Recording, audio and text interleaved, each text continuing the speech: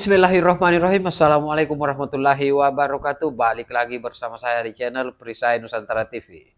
Nah, sahabat-sahabat sekalian, seperti biasa kali ini kita akan menyimak bagaimana kuliah umum yang begitu menarik, yang begitu serius dan juga sangat lucu dari seorang Opung Parbelak yang kemudian menyindir keras, menampol habis-habisan Ahok Basuki Cahayapurnama yang notabene sebagai mantan komisaris utama PT Pertamina yang hari ini keluar-keluar mengatakan bahwa di sana ada permainan, di sana ada permainan, di sana ada permainan, akan tetapi selama ini dia tidak berdaya karena lagi-lagi Ahok menyalahkan rezim dan mempertegas bahwa ketika ada pergantian rezim maka seluruh yang terlibat skandal korupsi di PT Pertamina akan dipenjarakan, akan tetapi kesalahannya dia berteriak, dia kuar-kuar setelah Kejaksaan Agung berhasil mengungkap skandal korupsi yang terjadi di PT Pertamina.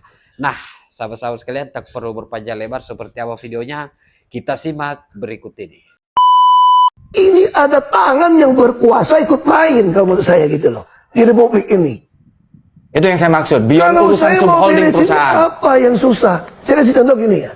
Ini bisa jadi lebar kemana-mana kasusnya kok dibongkar. Saya senang banget ini semua. Saya cuma minta Pak Jaksa sidang terbuka di Republik ini. Berarti ada siap dipanggil Kejagung? Oh saya siap. Saya senang membantu. Dan saya senang kalau di sidang dari dulu, itu semua rekaman rapat saya itu diputar. Biar seluruh rakyat Indonesia mendengarkan apa yang terjadi di Pertamina, apa yang saya marah-marah di dalam. Kalian tahu, Ahok sebentar lagi akan dipanggil ke kejaksaan. Tahu kalian aku membayangkan apa? Kira-kira bagaimana lah ya perasaannya Veronica Tan?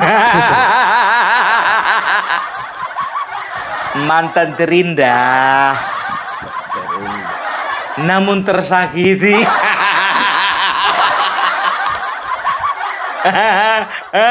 Kalau misalnya seorang wanita, biar tahu kalian, melihat seperti itu mantannya dipanggil kejaksaan, dia berpikir apa? Itulah kau tinggalkan aku kan? Coba kalau kau masih bertahan sama aku, aman kau. Demi wanita lain kau tinggalkan diriku. Sekarang terimalah karmanya. Jadi kawan-kawan, ingat ya, Ahok dipanggil ke kejaksaan bukan karena meninggalkan Veronica Tan. Tapi dia bertanggung jawab atas huru-hara di Pertamina. Kalau yang tadi cuma openingnya itu. Walaupun 10% benar. Aku mewakili perasaan wanita. Aduh. Jadi Ahok ya kemungkinan besar akan dipanggil kejaksaan oleh karena apa? Ya, oleh karena dia memiliki tanggung jawab ya di dalam hal huru-hara ini. Kenapa bisa begitu, Pung? Ya, jadi kasus korupsi ini terjadi rentang waktu 2018 sampai 2023. Nah, Ahok 2019 sudah jadi komisaris utama. Kan begitu. Otomatis yang namanya komisaris utama sedikit banyak tahu mengenai permainan di dalam.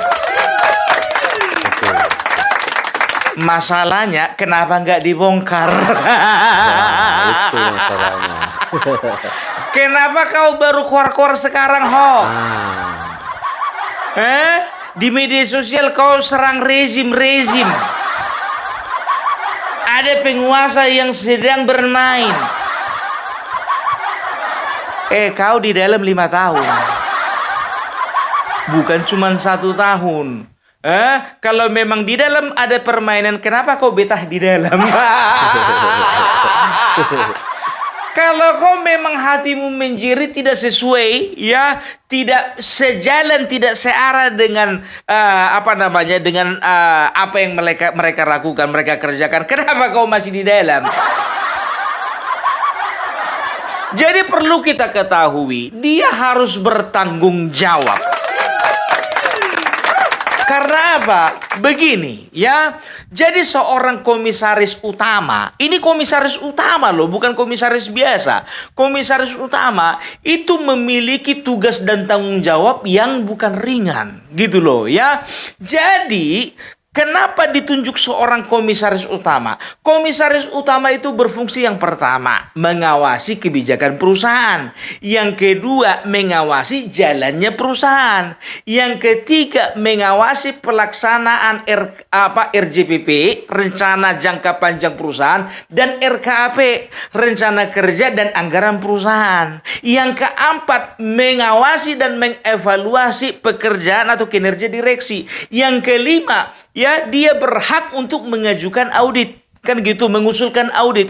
Ya, setelah itu apa? Dia menandatangani, ya, dia bertanggung jawab untuk menandatangani laporan tahunan dan lain sebagainya tanggung jawab seorang komisaris utama. Jadi udah ngerti kan kenapa yang namanya Ahok harus bertanggung jawab? 5 tahun dia loh ya. Coba sekarang begini ku bilang sama kalian ya, kurunut dulu sama kalian ya. Ahok itu ya setelah keluar dari penjara ya, jadi seperti ini. Dia masuk penjara tahun 2017 bulan Mei ya. Keluar bulan Februari, keluar tahun 2019 bulan Januari ya. Setelah itu dia tanggal 28 Februari kalau nggak salah, dia itu gabung, kalau nggak tanggal 8, tanggal 28. Dia itu masuk partai politik namanya PDIP. Kan begitu. Itu bulan Februari. Nah, bulan November dia diangkat menjadi komisaris utama PT Pertamina. Kan begitu, tahun 2019. Ya, 2024 bulan Februari dia mengundurkan diri. Kan begitu. Nah, sekarang dari bulan November 2019 sampai 2024 itu kan ada sekitar 5 tahun. Ya, jadi apa tugas dan tanggung jawabnya Ahok itu sebagai komisaris utama? Apa nggak ngerti? Ya, dia ngoceh selama ini ya, beberapa hari ini ngoceh ya, mengatakan bahwasanya saya tahu Rifasian itu ya, itu bikin saya ngomel-ngomel terus ya, itu yang selalu membuat saya naik pitam ya. Karena apa? Karena Ahok mencium katanya ada permainan, kan begitu. Sekarang begini, salah satu tugas dan tanggung jawabmu sebagai komisaris utama adalah mengawasi dan mengevaluasi kinerja seorang direksi, termasuk direktur. Memang betul, kau tidak memiliki hak untuk memberhentikan seorang direktur. Sekarang begini, kau bertanggung jawab kepada siapa? Kepada owner. Siapa dalam hal ini adalah negara. Siapa yang mengangkat kau? Erick Thohir, ya. Erick Thohir adalah Menteri BUMN. Kenapa kau tidak koordinasi dengan Menteri BUMN? Kan begitu. Ya, jadi jangan dikit-dikit kau salahkan rezim, dikit-dikit kau salahkan penguasa. Kau itu punya fungsi nggak sebagai komisaris utama? Gitu loh. Ini kan kalau bisa dipikir-pikir coba ya, dia udah tahu ulah seorang direksi, tapi dia lakukan dia diamkan saja. Berarti apa? Ada pembiaran dari seorang yang namanya Ahok. Gitu loh, jangan kau bilang Ahok ingin membuat Pertamina menjadi perusahaan kelas dunia, ya, ingin menjadi perusahaan yang mengefisiensi uang negara, ini segala macam, ya, dengan alasan apa? Aku tidak bisa melaksanakannya karena apa? Aku cuman hanya seorang komisaris utama, bukan direktur utama. Sekarang begini, tidak menutup kemungkinan ketika kau menunjukkan kinerjamu sebagai komisaris utama, diangkat kau ke depannya menjadi direktur utama. Ini ndak udah tahu kau ada permainan di dalam, ya kan? Tidak ada kau tidak melakukan fungsi pengawasanmu dengan baik dan benar. Oke, kau awasi, tapi ada nggak koordinasi dengan Menteri BUMN, kan begitu. Nah, kau beralasan katanya ada orang-orang atau ada penguasa-penguasa di negara ini. Dan ada yang selalu menekan saya. Sekarang begini, kau bilang kau tertekan. Tapi betah kau 5 tahun. Betah kau 5 tahun. Coba bayangkan kalian dulu. Ya? Dan juga salah satu fungsi komisaris utama itu menandatangani laporan tahunan. Jadi kalau misalnya ada yang serong-serong, ada yang menyeleweng di dalam laporan tahunan itu, kenapa kau tanda tangani? Kan begitu, tidak perlu ilmu seorang penyidik kejaksaan ya untuk menyelidiki apa yang dikerjakan oleh seorang komisaris utama. Kurasa nggak jauh-jauh dari situ itu pertanyaannya. Di mana tanggung jawabmu selama 5 tahun ini? Kan begitu. Kenapa kau? Ya kan begitu. Ya 5 tahun kau bilang tertekan, tapi betah kau di dalam. Kalau dibilang katanya kau tertekan, paling kencang kau 2 tahun. Toh juga selama ini juga di media sosial nggak pernah ada keluh kesahmu. Kau katakan semua rapat saya catat. Ya, semua semua rapat ada nutilinnya sama saya. Kan begitu. Sekarang kutanya dulu sama kau. Kau bilang katanya ada yang menekan. Ya kan gitu. Sekarang ada nggak datanya siapa yang menekan kau? Oke, ada datanya. Yang kedua, ada nggak buktinya orang-orang yang menekan kau? Kan begitu. Ya kalau misalnya contohnya kau kau menyimpan semua buktinya, ya. Begitu kau berhenti, ya, ketika kau mengundurkan diri, kenapa nggak kau laporkan? Ya, ingat, ya, seseorang yang melakukan pembiaran terhadap kejahatan, berarti itu secara tidak langsung juga bekerja sama, ya, dengan turut andil di dalam kejahatan tersebut. Ya iyalah, ya udah tahu kita kawan kita melakukan kejahatan, tindak pidana lagi, kita lakukan pembiaran, ya. Apakah itu bukan kejahatan juga? Betul, ya, itu kejahatan. Itu dia. Ya, jadi jangan pernah berkuar-kuar. Kau kuar-kuar selama beberapa hari ini. Rezim, selama ini rezim. Ini permainan rezim. Saya yakin kalau berganti rezim ini semua di penjara. Gua bilang sama lu semua ya, kalau gua udah pegang datanya, lu bisa gua penjarain lu. Hok sekarang nggak perlu ngomong Hok, yang perlu bukti Hok. Yang perlu bukti Ahok. Gitu, tak. Sekarang begini, aku nggak ngerti, kok bisa lah kau diangkat jadi komisaris utama? Yang jadi pertanyaan ya, apakah memang murni kau itu punya kualitas di dalam migas? Yang kedua, atau karena kedekatanmu sama Bapak Jokowi? Tapi kalau dibilang karena kedekatan dengan Bapak Jokowi, di ujung-ujungnya dibilang katanya Jokowi nggak bisa kerja. Itu dia kan? Apa dibilangnya? Jokowi nggak bisa kerja. Padahal Jokowi ya melalui Erick Thohir mengangkat yang namanya Ahok sebagai komisaris utama. Jokowi diminta tanggapannya apa? Kita sudah tahu bagaimana kinerjanya Ahok. Kan begitu. Nah, datang Ahok dibilang Jokowi nggak bisa kerja. Kejam kali kau Ahok. Kejam kali kau Ahok. Atau alasan ketiga, kau itu titipan Megawati. Kenapa enggak? Sekarang begini, ku bilang sama kalian ya. Waktu 2017 ya dia masuk penjara oleh karena kasus penistaan agama. Bebaslah dia bulan Januari tahun 2019. Nah, tanggal 8 Februari masuklah dia ke Partai PDIP. Kan begitu, Partai PDIP. Setelah itu, ini bulan 2 ya. Bulan 2 masuk dia menjadi anggota dari Partai PDIP. Bulan 3, 4, 5, 6, 7, 8, 9, 10 nganggur. Ya kan? Bulan 11 diangkatlah jadi komisaris utama. Kan begitu. Nah, jadi pertanyaannya, apakah ada komunikasi antara yang namanya Megawati sama Joko Widodo? Sudah pasti, karena apa? Waktu itu walaupun Jokowi presiden, tapi kekuasaan absolut itu ada di tangan ketua umum. Itu makanya aku bilang bisa saja. Karena apa? 2019 itu kan Joko Widodo kan periode kedua. Masih di awal-awal. Jadi masih agak ngiri-ngiri untuk melawan yang namanya Megawati.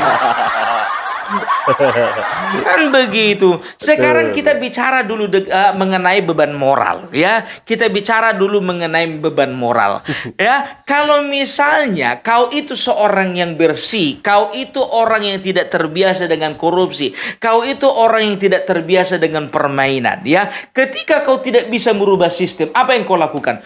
Biasanya kau keluar. Karena apa? Karena kau berpikir bahwasanya nggak ada yang bisa kulakukan. Karena apa? Kau merasa serba salah, kau merasa tertekan, kau merasa ada tangan-tangan penguasa yang bekerja di dalam perusahaan itu, kan begitu. Kalau memang betul-betul kau merasa punya moral, kau pasti tertuduh ketika kau bekerja di dalam perusahaan tersebut. Maka kalau nggak bisa berbuat apa-apa sebagai seorang yang bermoral bersih, harusnya aku nggak bisa seperti ini. Ku makan gaji 170 juta per bulan, tapi seperti ini jalannya perusahaan, aku nggak bisa terima. Setahun kau mungkin gak betah, ya tahun kedua kau mungkin uring-uringan, gak bisa lagi nih. Kayaknya ini gak bisa. Aku mengundurkan diri. Kan begitu. Nah ini kau mengundurkan diri karena apa? Karena waktu itu pilihan politikmu berbeda sama Jokowi. Bukan karena kau terbeban, bukan karena kau tertekan. Kenapa sayang meninggalkan gaji 170 juta? Itu dia, makanya aku bilang ya. Jadi kita itu harus tahu ya job desk kita itu seperti apa. Jangan mau cuci tangan.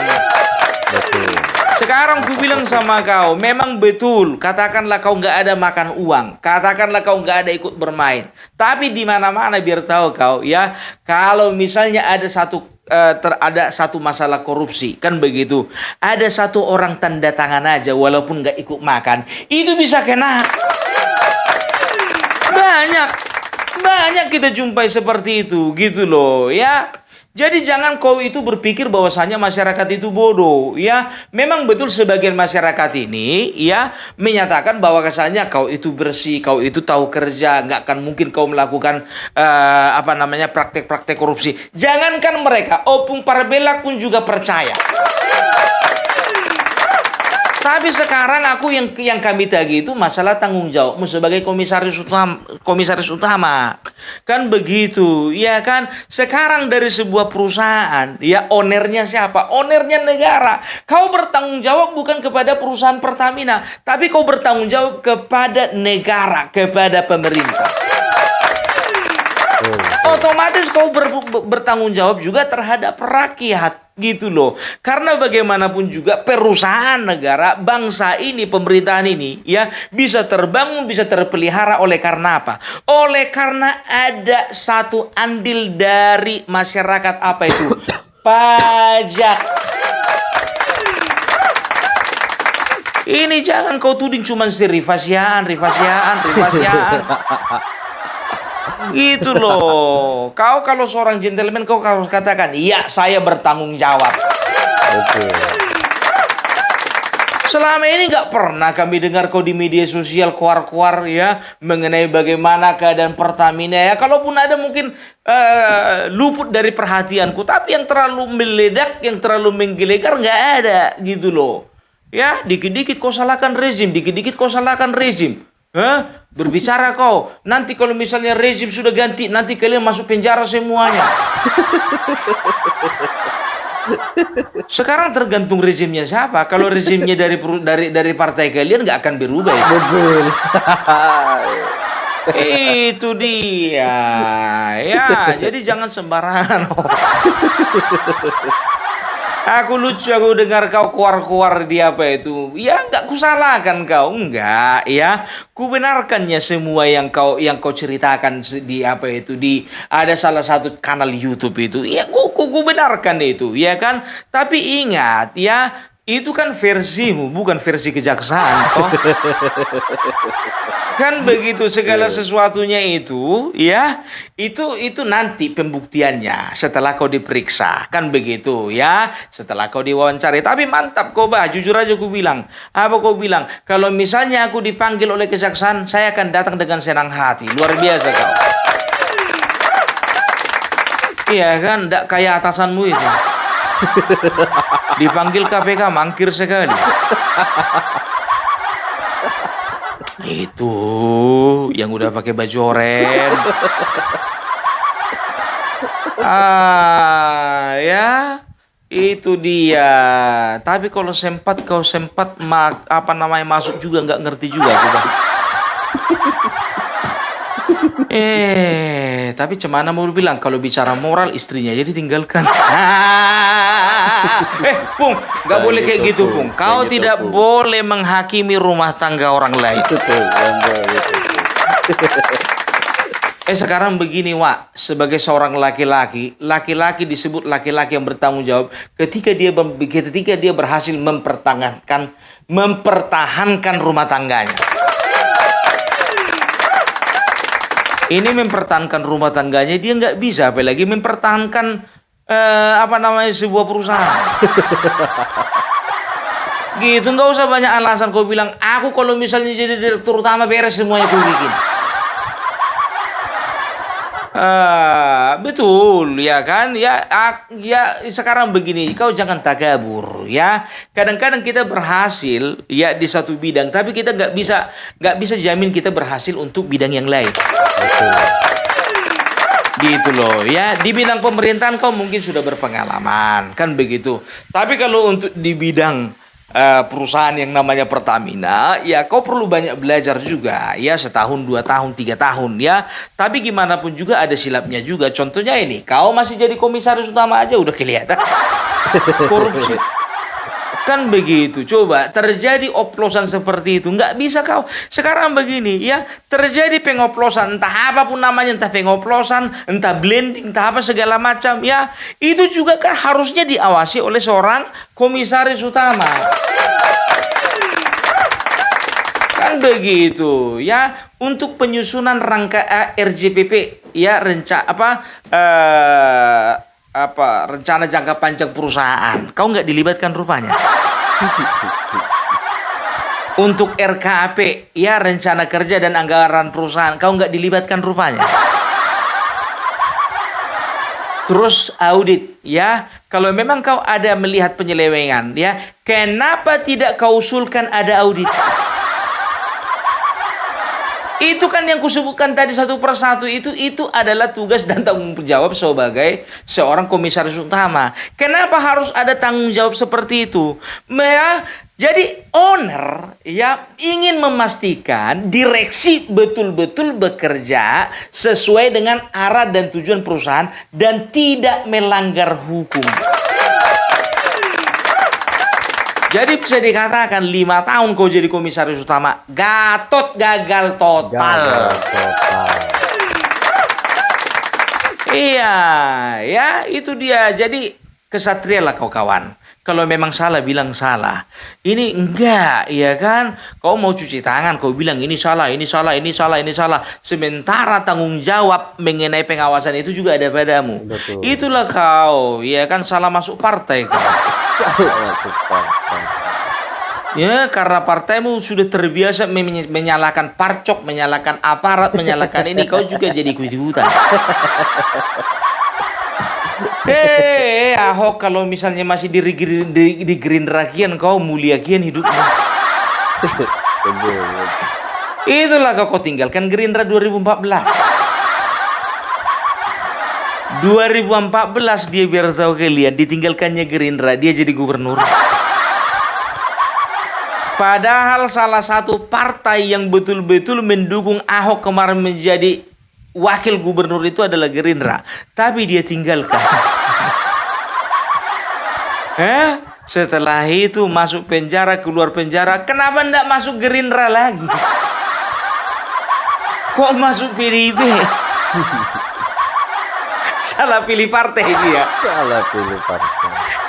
Karena dia melihat, wow, ini adalah bintangnya PDIP. Ternyata instingmu salah, kawan.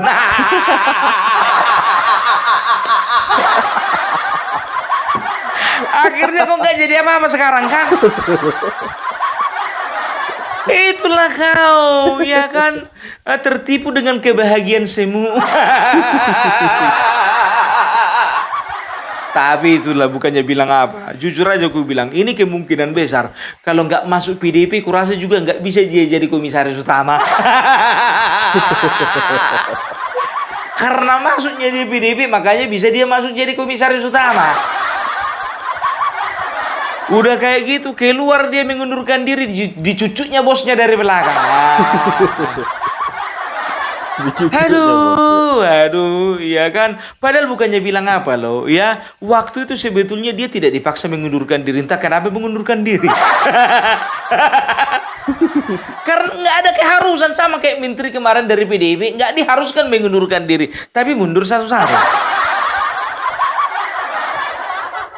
Takut sama biu gitu. Iya kan? Itu dia ternyata nggak jadi apa-apa.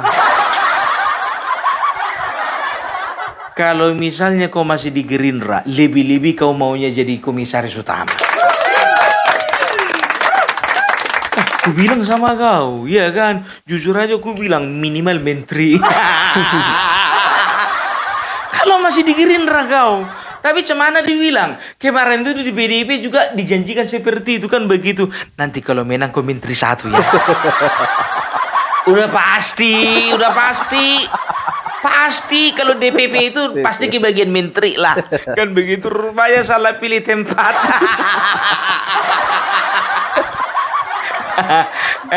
Hok, tahan-tahankanlah 10 tahun ini ya. Kau carilah kerjaan lain, Bang. Jadi YouTuber aja, Bang. Atau bikin channel YouTube kau. Aduh, ya. Jadi oke lah dulu ya. Itu aja tanggapan Opung Parbelak ya. Aku tidak pernah menuduh yang namanya Ahok korupsi. Ingat ya, aku juga yakin seyakin-yakinnya kawan ini bersih.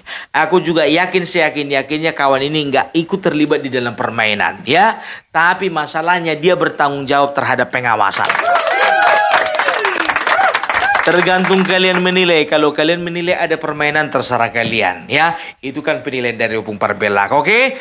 Jadi sangat luar biasa apa yang kemudian disampaikan oleh Opung Parbelak, dan memang membuka wawasan berpikir kita bahwa sebagai seorang komisaris utama itu memiliki hak untuk melakukan pengawasan karena memang tugas Anda di situ. Artinya ketika Anda melihat sesuaian dengan mekanisme pengelolaan PT Pertamina, seharusnya Anda mengadukan ke pimpinan Anda, khususnya Menteri BUMN Erick Thohir pada saat itu. Akan tetapi apa yang kau lakukan, kau hanya diam seolah-olah melakukan pembiaran terhadap skandal korupsi yang terjadi di PT Pertamina, dan itu yang kami salahkan dari seorang Ahok. Jadi soal kesiapan Anda untuk kemudian hadir ketika dipanggil oleh Kejaksaan Agung, itu kami support, kami beri A+ bahwa Anda memang seorang yang berjiwa besar dan siap memberikan bukti, tapi lagi-lagi bahwa Anda terlambat melakukan itu, dan semoga Anda tidak terlibat atas skandal korupsi yang merugikan negara sebesar 193 triliun per tahun, karena Anda masih menjabat sebagai komisaris utama pada saat pengoplosan Pertalite menjadi Pertamax itu terjadi. Jadi saya kira demikian konten kali ini. Bagaimana respon sahabat-sahabat sekalian? Tinggalkan di kolom komentar. Terima kasih. Wallahul muwaffiq ila aqwamit thoriq. Wassalamualaikum warahmatullahi wabarakatuh. Salam waras, salam akal sehat, NKRI harga mati.